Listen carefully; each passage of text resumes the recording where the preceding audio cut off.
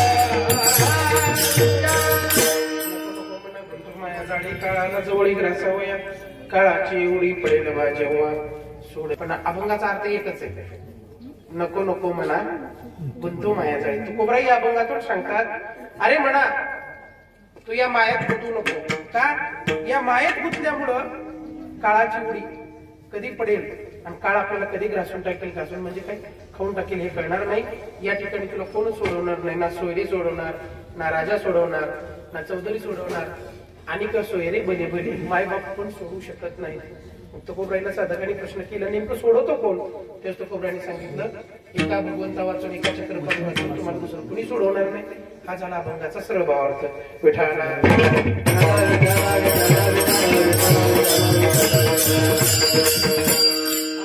मला सांगतात सांगण्याबद्दल तू म्हणत नाही पण लोक म्हणणार काय दुसरं मनात भेटते का नाही पण त्यानंतर तुमच्या सगळ्या साधू संतांचं दर्शन झालं हे माझं परम भाग्य महाराज आता सध्या तर तसा पक्ष पंधरवडा चालू झाला बघा तुम्ही किती योग चांगला आहे आज महाळ पण आहे आणि पुण्यतिथी पण आहे अशी क्वचितच लोकांची होती बरं का की पुण्यतिथी महाळ एका दिवशी येते एक तर ज्या दिवशी वडिलांची पुण्यतिथी असते सगळ्यात मोठा परोपकार रात्री कसा ग्रहणाचा परोपकार होता ना तसं एका ग्रहणात पुण्य जेवढं भेटतं साधना करून तेवढं वडिलांच्या एका क्षणात पुण्यतिथी दिवशी भेटून जातात एवढा मोठा पर्वकाळ आहे महाराज म्हणतात वडिलांची पुण्यतिथी आणि पितृस्वर्गीचे जेवती आज काय ते जेवण त्यांना एकट्याला नाही त्यांच्या आजोबा पंजोबा पंजोबा 53 पिढ्यापर्यंत जेवढे कोणी उद्धाराला गेले नसतील त्या सगळ्यांसाठी हा खटाटोप आहे आणि महाराज वास्तविक पाहता जीवन जगत असताना श्राद्धापर्यंत करतात लोक एखादी पुण्यतिथी करतात पण त्याच्यानंतर पुन्हा भाऊ एकत्र येऊन हा कार्यक्रम कोणी करू शकत नाही कारण आता सध्या लोकांची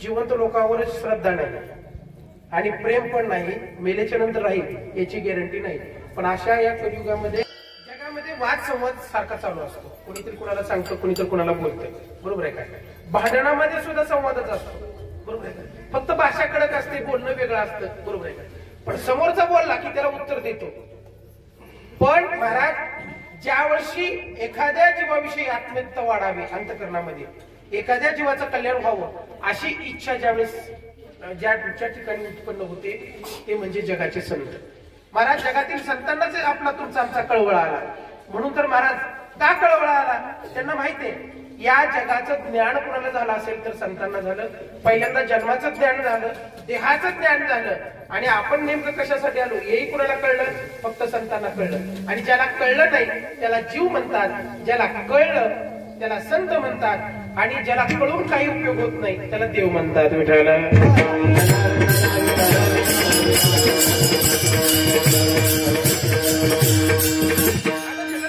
माहित नाही असं एकही माणूस नाही सगळ्याला माहितीये बघितलं जरी नसलं तर आपण आजपर्यंत तुकोबरायांना ऐकत आलो तुकोबराय म्हणजे कोण वैराग्याची महामेरू बरोबर आहे काय आणि ज्ञानोबराय म्हणजे कोण ज्ञानाचं सागर सहज नामदेव महाराज म्हणजे भक्ती लढीवाळ प्रेम नामदेव महाराजाकडे प्रेम ज्ञानेश्वर महाराजाकडे ज्ञान, तुकोबाईकडे वैराग्य, आणि महाराज सावता महाराजाकडे काय?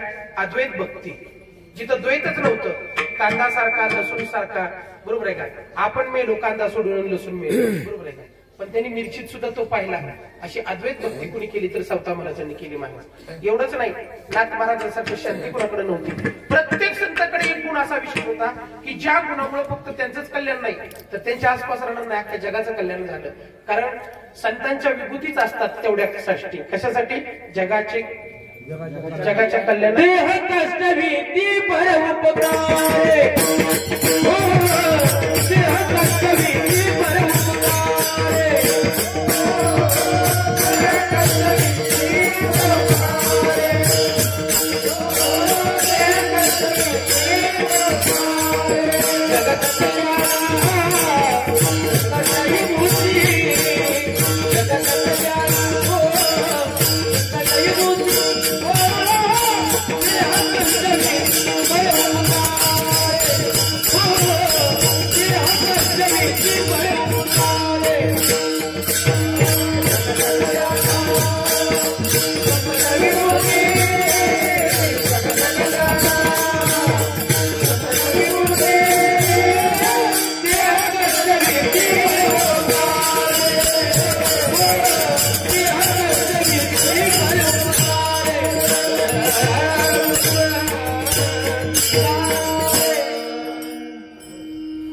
गायनानं सुद्धा जगाचं कल्याण झालं पाहिजे. काय केलं हो संतांनी? काही नाही, त्यांचं जीवनच जगाचं कल्याण होतं. आपण आपल्या घराचं कल्याण करीन हा अपवाद आहे. का? आपल्या ठिकाणी अज्ञान आहे. आपल्याला कळलंच नाही अजून. आपल्याला वाटतं की मला लय अक्कल आहे, पण कधी कधी एकटंच असताना विचारायचं मला अक्कल आहे का? ते आतून बरोबर म्हणतं आपल्या इतकं नालायक कोणच नाही, बरोबर आहे का? त्याचं कारण आहे आपल्याला काहीच कळलं नाही. आपल्याला वाटतं आपल्याला हे कळलं, ते कळलं, ते कळलं. जर कळलं असतं तर 3.5 हाताचा पुरेपूर फायदा घेतला असता. का? डोळ्याने दुसरं सुखच बघितलं नसतं देवाच्या रूपाशिवाय, हाताने दुसरं कामच केलं नसतं भजनाशिवाय, बरोबर आहे का? पायाने दुसरं कार्यच केलं नसतं तीर्थयात्रेशिवाय. नवे नवे प्रत्येक इंद्रियाचंच काम आहे. कारण देवाने इंद्रिय त्यासाठी दिले. इंद्रिय हात पाय आता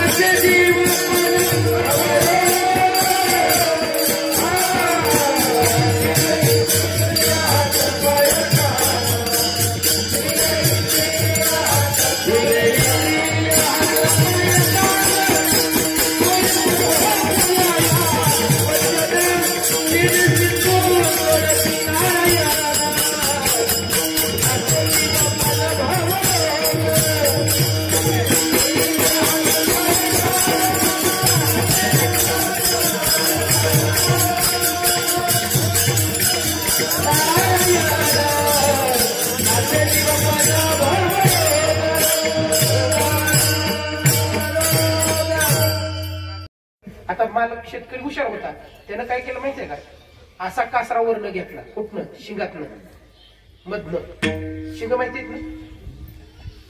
मारली नाही ती कधी. आपल्याला सुद्धा शिंगायची, बरोबर आहे का?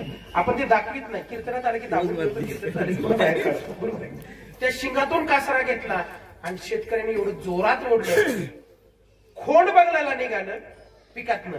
पण जात जात म्हणला काय कवळी कणस आहे ती? म्हणला पॉपकॉर्न मग काय आज खायला होती करायला. गुराला मरणाचं मारलं. कशात गेल्यामुळं? त्याच मकत गेल्यामुळं. पण मन राहिलं नाही. मन त्या मकवर जाऊन बसलं. कारण नसताना कणस मोडली. महाराज आदल्या दिवशी चोरट्याने 10-12 ठिकी कणस भरून निघती. नेमकं आधीच दोघांचं पटत नव्हतं. आणि त्याच शेतकऱ्यानं त्याला बघितलं. त्यानं फोन करून सांगितलं अमक्या अमक्याला, अरे म्हणला तुझ्या शेतातली कणस दुसरं कुणी नाही, यानंच नेले. ती ज्या अर्थी ही बैल चारून जगून कणस घेऊन चालला त्या अर्थी यानं खाल्लं. मनानं बघितलं पण अख्ख्या शरीराला शिक्षा भोगावी लागली.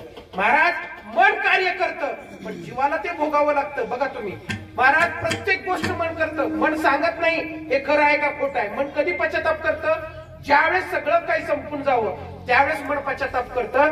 म्हणून जगद्गुरु तुकोबऱ्याला कळलं, इंद्रियामध्ये जर कुणाला आवडायचं असेल तर मनाला. महाराज गोपाळाने स्वतःला सांगितलं, देवा सगळ्या गायी आवडतात आम्हाला, पण मनेरी नावाची गाय आवडत नाही. करावी काय? त्या मनाला गुंतवा म्हणून सांगितलं. कुठं गुंतवायचं? एक तर मायेतून काढायचं आणि त्याच्या चिंतनात गुंतवायचं. एकदा जर ते मन तिथं गुंतलं परत माघारी येत नाही. एकदा जर भगवंताच्या चरणावरती गेलं महाराज, म्हणून तर महाराज म्हणतात, डोळे कान त्याचे ठाई,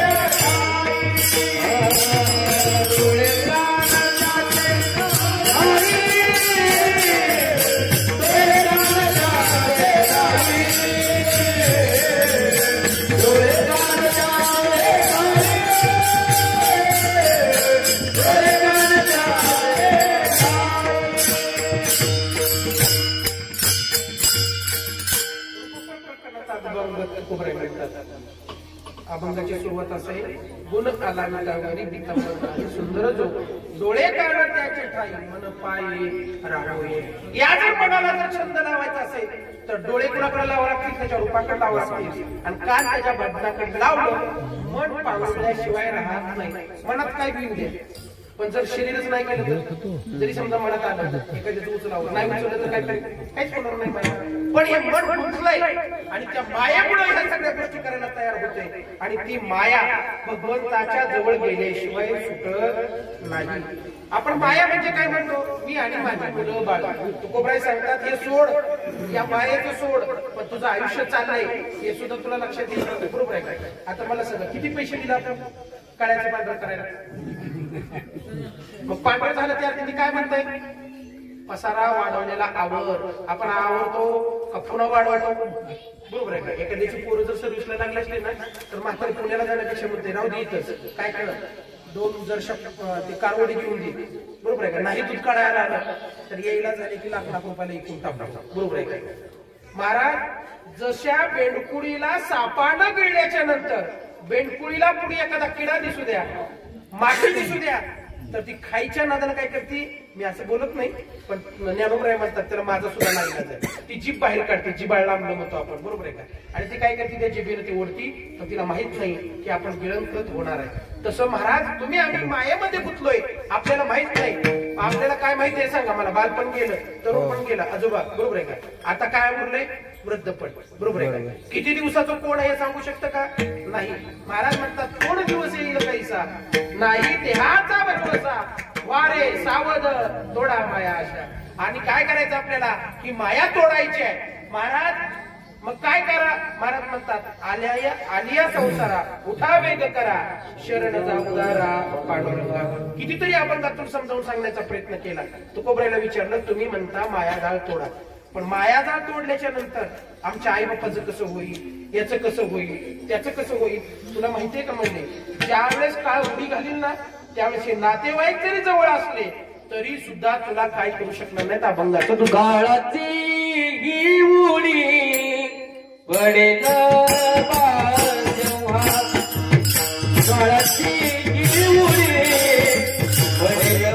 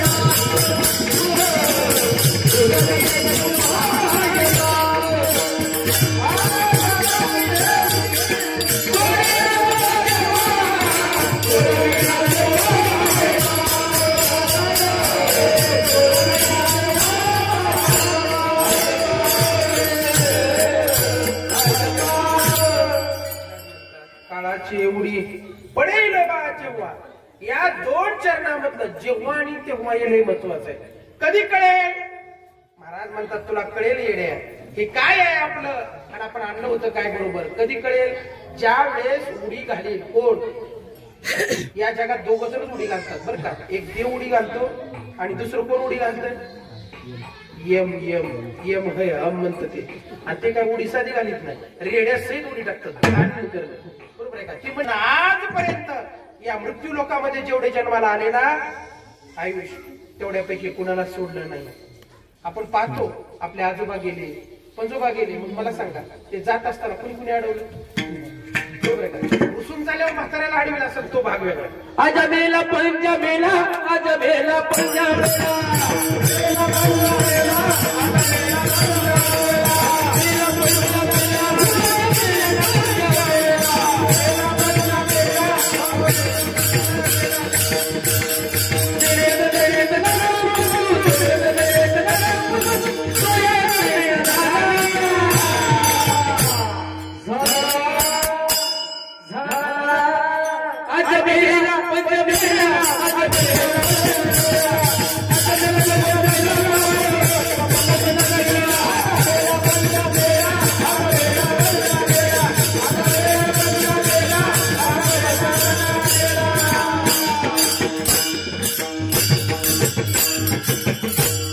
चालता बोलता तर देव कुठं असेल तर हृदयात बरं का. माऊली म्हणतात आजा हृदया मी राम आस्था सर्व सुखाचा राम का भ्रांताशी काम विषयावरी बरोबर आहे का. नामदेव महाराजाला बी देव म्हणायला लावलं आणि नामदेव महाराज म्हणू लागले आणि देव म्हणून म्हणून झुकलो पण देवानं काय होऊ दिले नाही. महाराज म्हणतात देव म्हणता म्हणता म्हणता शिनले माझे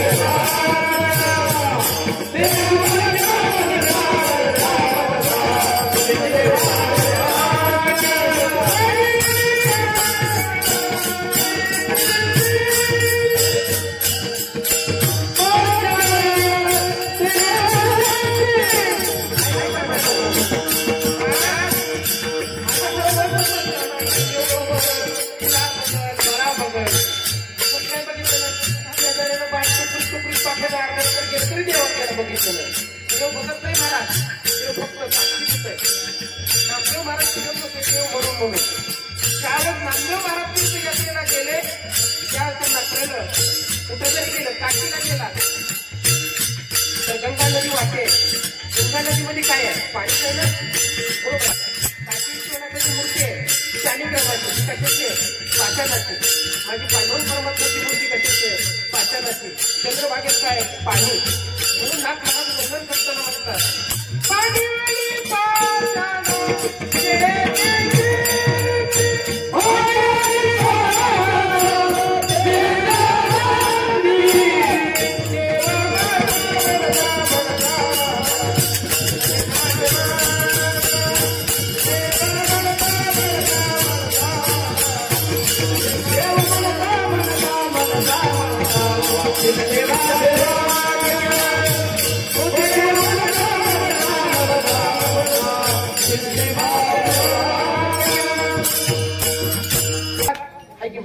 मारली लात, बरोबर आहे.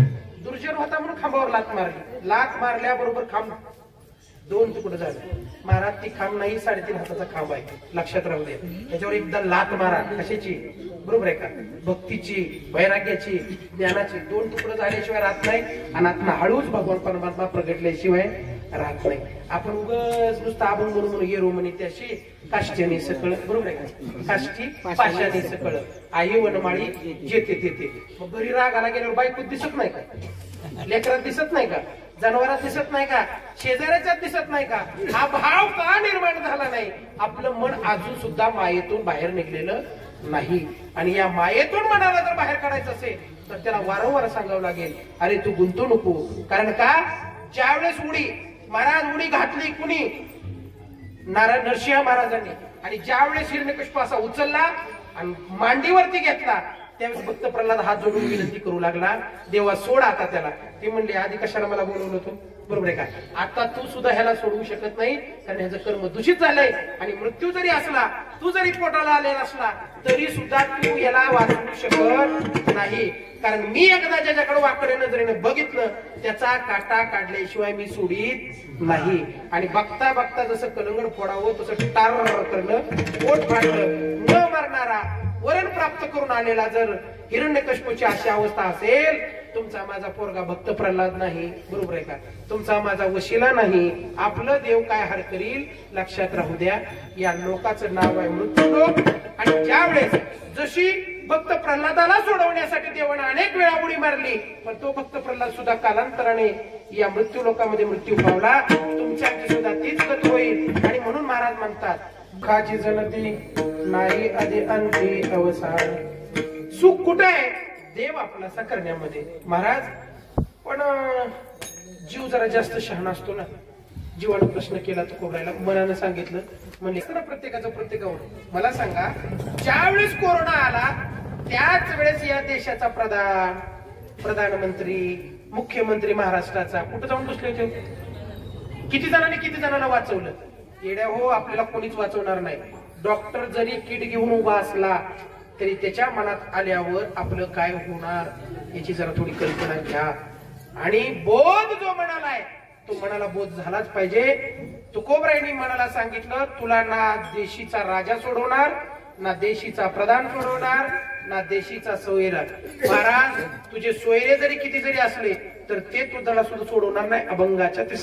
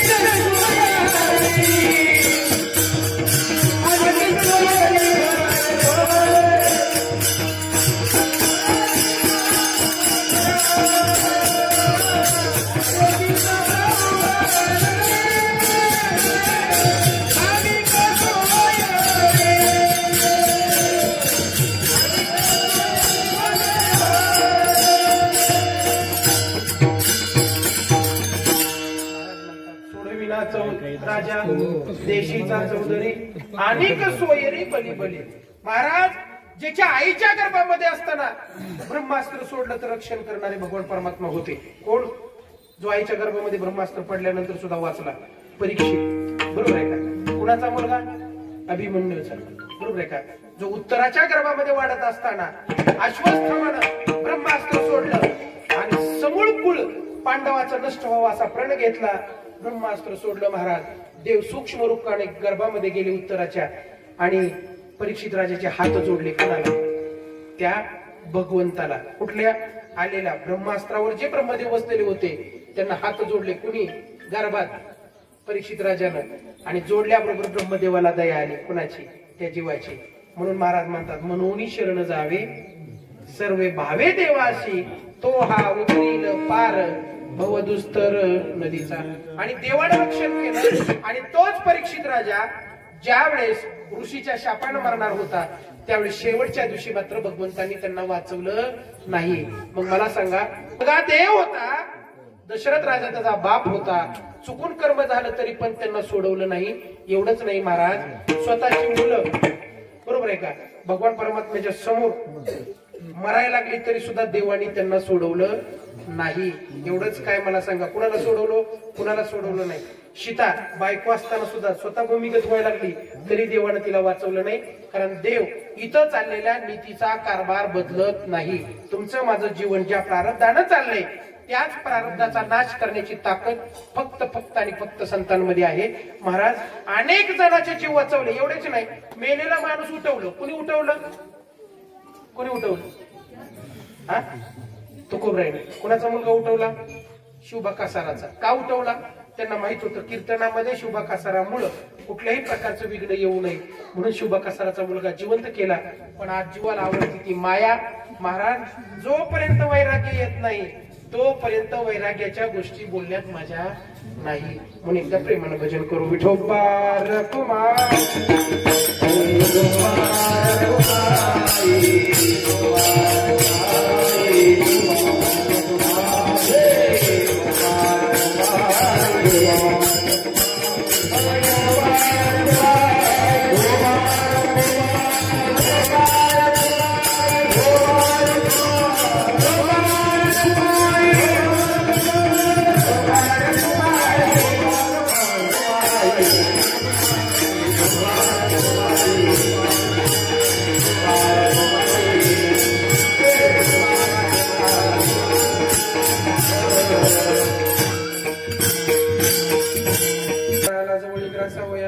काळाची एवढी पडेल बा जेव्हा सोडविना तेव्हा माय बाप. महाराज तुम्ही म्हणताय ते आम्हाला पटतंय, पण नेमकं मग काळाची एवढी पडणारच का? त्यांनी सांगितलं 100% पडणार. बरोबर आहे का? देह जाईल जाईल त्याशी काळोबा, कोण खाणार? काळ खाणार. म्हणून महाराज काय करावं? काय नाही, आपुला तो एक देव करून घ्यावा. देव आपला केल्याच्या नंतर त्याला होतं काय? काळ जवळ येत नाही. बघा तुम्ही कुठल्या साधू संताला काळानं सांगितलं चला आता म्हणून काळ सलाम करायचा. कुणाला? बघा तुम्ही 43 वर्षाचं आयुष्य जगले तुकोबा आहे.